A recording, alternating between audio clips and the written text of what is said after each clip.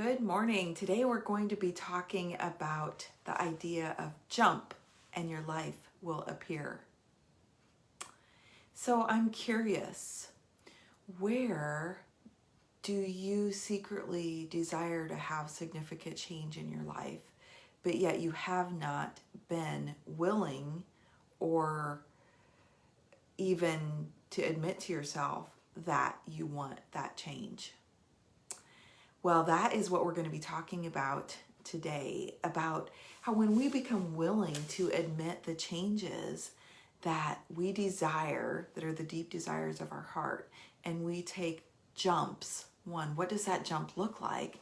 And then how do we get through the fear of making significant change in our life? Because here's an idea, here's the statement, jump and your life will appear. There was a book written on that topic by Nancy Levin.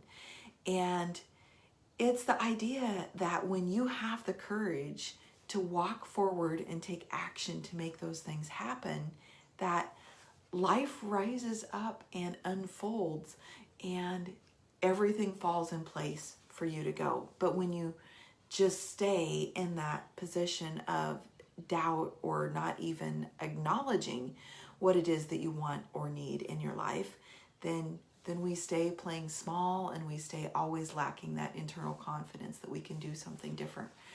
So when I look at my own life, there are 3 major times that I made jumps and then a lot of smaller jumps that I made.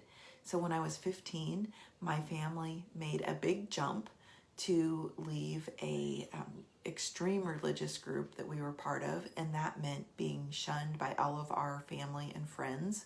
So at 15, that was a very life-changing thing for me.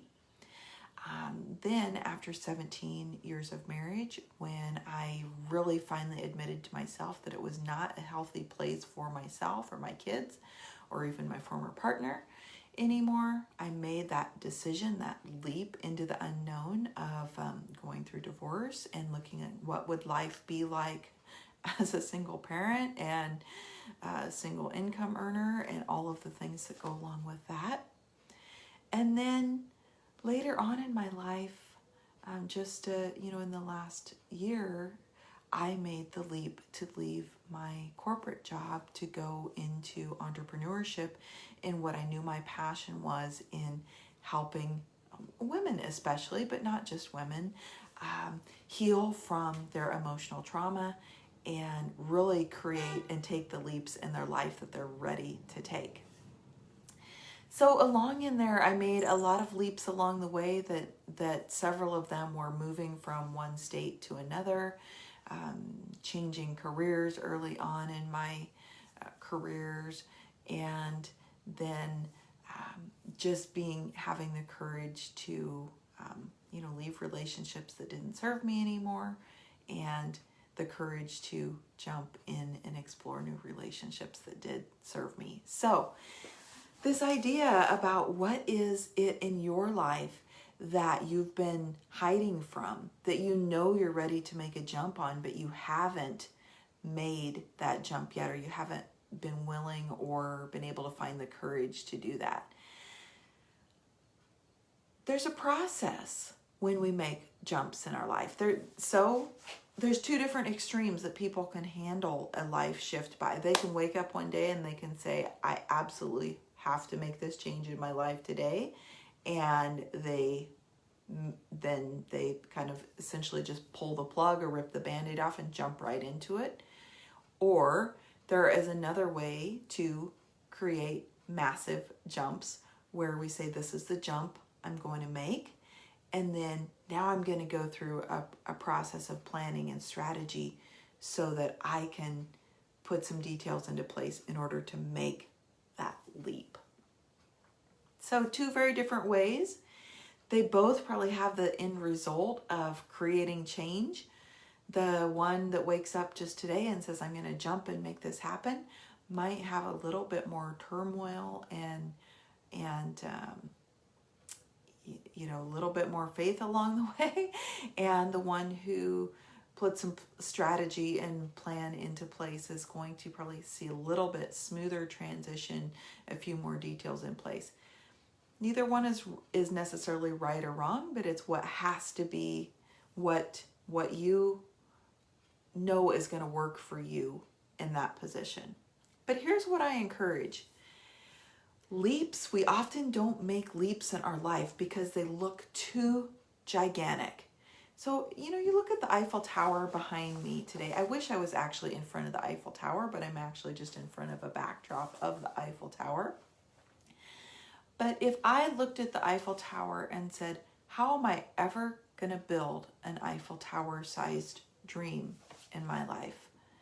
And if that's all I could see was the dream itself, I could get really, really overwhelmed on how to create that thing. So if you're in a position where you really want a new job or a new career and all you can see is the new career that you really, really want, but that it's out of reach for you, then that creates desperation, it creates overwhelm, and it creates procrastination because we cannot see the path in between where we're sitting at today and how to get that thing that we want. So when we know we're called to make a leap in our life, the first thing we have to do is look at what is the leap that we want to make. So we do have to have the blueprint of the Eiffel Tower size thing that we want to leap towards. But then we have to pull it back into today and say, what are the nuts and bolts that make up that Eiffel Tower size dream? If it's a career shift you want to make, then you have to look at number one, why is it important for me to make this career change? What in my soul is calling me to make something different? And then what does that new career look like? If you're just hopping from job to job to job, trying to figure out what that looks like, there's probably going to be some dissatisfaction in that. But if you are looking at what is the career that is actually going to serve me as a person and allow me to serve my gifts and talents, then that's a whole different thing. And you can begin to put the pieces of that together without having any specific job in mind. You can build your Eiffel Tower size vision that you're leaping towards. So maybe it's knowing that you need to leave a relationship where you're at right now that's not healthy for you anymore. One of the major things that prevents people from leaving a relationship is because they don't believe that there's anything better out there that they can leap or jump to. So again, it's a process of beginning to create this vision or dream of what we are going to. And when you have that in mind, then backing up to say, again, why is it important for me to make this change? What is calling me in my soul to make this change? And then when we know deep down in our soul the purpose for making that change, then we begin the process. So here's the deal. Inch by inch, you can make almost anything happen in your world. But without breaking it down to the inch by inch steps, it feels too overwhelming, too big, and we procrastinate and don't even know anywhere to start. So let's look at it. What is that change that you're being pulled to, called to in your world today? I want you to spend some time today dreaming about what that change is and why is it significant for you. And what's going to happen if you don't make that change? If you decide to stay where you're at and not listen to that inner longing of your heart and soul to create that change, what piece of you is going to die a little bit?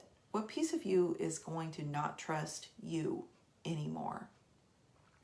And then look at what are the foundational things that I would need to have in place to make that change? So the Eiffel Tower has 4 very strong pillars that you can see on the surface. and underneath it has a foundation that runs deep, deep, deep into the ground. So what are the pillars, the 3 or 4 pillars of change that you would need to have to create this leap in your life? And then looking at what would be the very next step that I would need to do to create that change. So if it's leaving a relationship and making that leap, the pillars might be, okay, I need to look at my finances. What financial things do I need to know that I would have to have in place? What might my housing look like? Am I going to, stay where I'm at? Am I going to seek out new housing arrangements? A very significant pillar in every transition is, who are my support people? Who are the support people that are going to help me figure this out along the way? Because this idea of independence, that we have to do things on our own, doesn't work. We can be independent to create. We have to be independent in the picking up of our feet and taking action and moving forward, but we're not expected to do things solely on our own. So this idea of intradependence, where we can choose the change we want to create and then find the people and the systems and strategies to support us along the way, is a much healthier concept. So finding your people along the way that are going to support you in the change. And then looking at, where are my information gaps? What don't I know now that I need to know to make this change possible? So maybe one of those gaps, for me, when I left my job, one of the significant things I needed to know is, what's my health insurance going to look like when I leave this job where I've had this secure health insurance for so long? And what's my health insurance going to look like in this transition? I didn't know what that was going to look like. I was very scared and fearful about what that would look like until I took the steps to go out and find the facts and to find the information and the resources about what that insurance was going to cost me, what it was going to look like. And then once I had the facts, then I could map that into my blueprint of what change was going to happen. And then I could say, okay, inch by inch, I'm going to put the next step of the plan in place.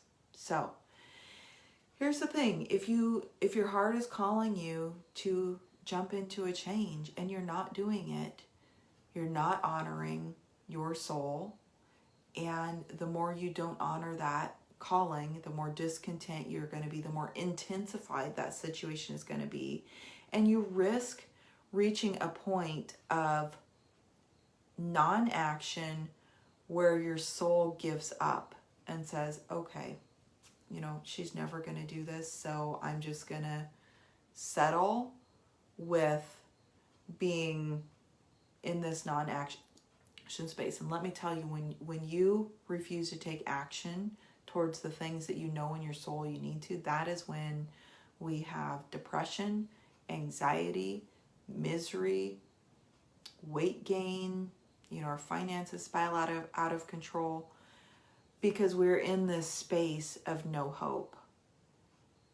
So maybe you're in that space of no hope today when you're listening to me, and you identify with the fact that you are depressed because it feels like there's no change, and it might even feel like everything that you've tried to do in your life hasn't worked out. Well, guess what? If it didn't work out, it was just because you didn't have the right tools and strategies and map in place to make it happen. And that's what I'm all about, is helping people put their map in place and then holding their hand as they make those steps towards change. So share with me below in the comments what's been helpful for you about this today. I'd love to hear what jump you are interested in making and what the next step is that you're going to do in that jump. Okay, I am Transformational Women's Coach Vicki Haddock with Transcending Limits, and you can find me online at my website, tslimits.com, or on social media at Transcending Limits. So take care and have a great day. Bye-bye.